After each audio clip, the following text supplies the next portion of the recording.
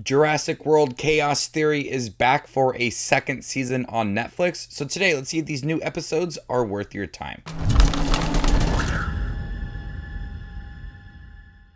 Hey everybody, my name's Justin here. I try to watch everything that hits theaters and on streaming services like Netflix. If you guys are like me, go ahead and hit that subscribe button down below and click that bell notification for more up and coming content. We had a big reveal at the end of season 1 for Jurassic World Chaos Theory. If you have not seen that first season, this is a spoiler for the end of season 1. That Brooklyn is still alive. And now in season 2, we get a lot of answers on what happened to Brooklyn, but we do have some more questions along the way. We go on a lot of different journeys and introduce new characters too. And so with Chaos Theory Season 2, I will admit that it did take some time to actually feel like it was moving and there was enough progression for the characters. So you had to balance the main group of friends and then also Brooklyn's story and see how they can intertwine and eventually meet up with each other again. And so we have enough development for Brooklyn's story, but it does feel like it moves very slow. We have to peel back what happened to her prior to the events of that reveal that she was alive and who she is looking for, and then all of that progression for that.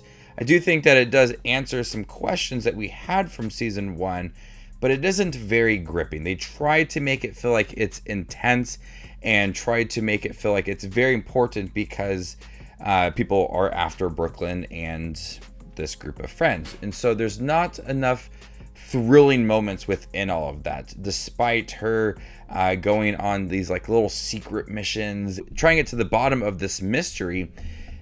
I didn't think that Brooklyn's story was all that impactful, and I could tell where they're going with some of it, but it just moved very slowly. With it moving very slowly, all the other friends, they also have a storyline that does move fairly slow. And so it isn't until like the middle half of season 2 that it starts to pick up.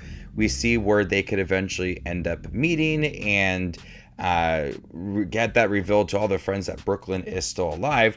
I can see where it's going to go. And does a great job connecting to previous entries in Jurassic World, which I did find to be surprising. But there's a lot of moments with all the friends that their storylines move slowly. And they spend a lot of time on the ship from end of season 1, and Brooklyn's story is being told through all of that, and it's just a lot of getting to a certain location and then being there and then dragging certain scenes out. Like I said, it isn't towards the end of season 2 that the episodes start to pick up. There's a lot more intensity behind it and a lot more involvement from the dinosaurs. So we had to trek through a lot with Brooklyn's story and her progression through all of that, and then the other friends, Darius and Kenji and Yaz, all of them. There's things that the characters go through, but it is a lot of just holding back information really for no reason. And I feel like sometimes that's development for the characters. Like, we understand that Kenji's going through a lot, what he thinks is the death of Brooklyn, and so he's holding a lot of emotion back. And so certain times I feel like if the group just communicated, we can have more honest discussions about what they're going through. But a lot of it is just like they're holding certain things back, not telling each other certain things. And it's very frustrating at times. And that's one of my issues with some of the middle half of season 2 is that I know these characters are close and they've been separated for quite some time, but certain things, that information that they have could be really impactful to the group, but the characters are just kind of holding all of that back, and I didn't fully understand why. We have new characters introduced in here that they do spend some time together. Unfortunately, since the group is so close together, we've all seen them to grow up throughout the Camp Cretaceous show and now Chaos Theory. Any new introduction fills off. And I do like the new characters that are in here, and the amount of time that they spend with the group is significant. But even though that the characters are likable, it just felt very odd to have someone new into the group and spend more than a couple episodes together. There is one character that does get introduced, and she spends a lot of time with them, but I didn't feel like her story was all that fleshed out, and she didn't feel like the strongest character within this group. I like that we're moving into the territory of having the dinosaurs roam Earth more like Dominion, and we're starting to carry that over.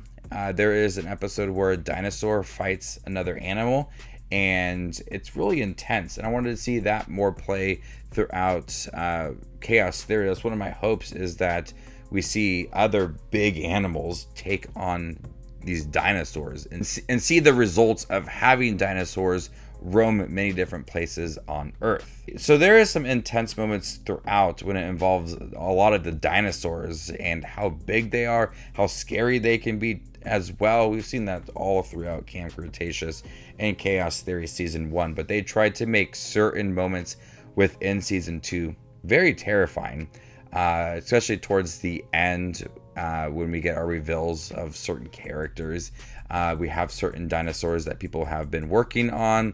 They're modifying them, and it does get a little creepy. And I like seeing how the humans can manipulate the dinosaurs into what they want them to be.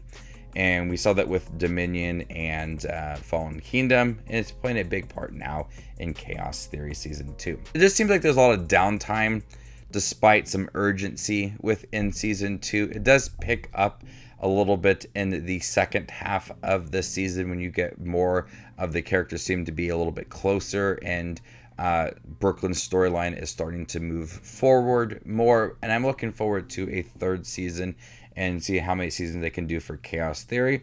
Will they do a third show after Chaos Theory is all done? I love watching this show.